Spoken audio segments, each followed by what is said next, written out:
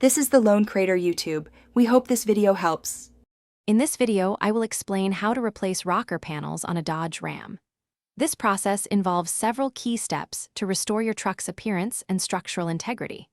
We'll cover everything from preparing your vehicle and gathering the right tools to the precise techniques for removing old panels and installing new ones.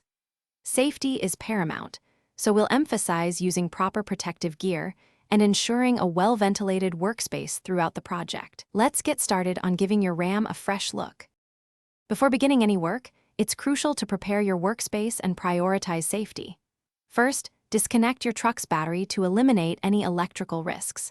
Next, securely lift your Dodge Ram using sturdy jack stands on a flat, stable surface, ensuring it's completely stable. Thoroughly clean the area around the rocker panels to remove dirt and debris.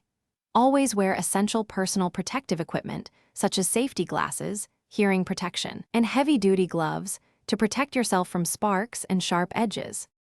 Now, let's move on to removing the damaged rocker panels. Begin by carefully marking your cut lines on the old panel, ensuring accuracy for a clean removal. Use an angle grinder with a thin cutting disc or a spot weld cutter to detach the old panel from the truck's structure. Take your time and work cautiously to avoid damaging surrounding components. Once removed, thoroughly clean and grind down any remaining spot welds or rust from the exposed metal surfaces, preparing them for the new panel. With the old panel removed, it's time to install the new one. First, carefully test fit the new rocker panel to ensure perfect alignment and a snug fit against the truck's body. Once satisfied, secure it firmly with several clamps.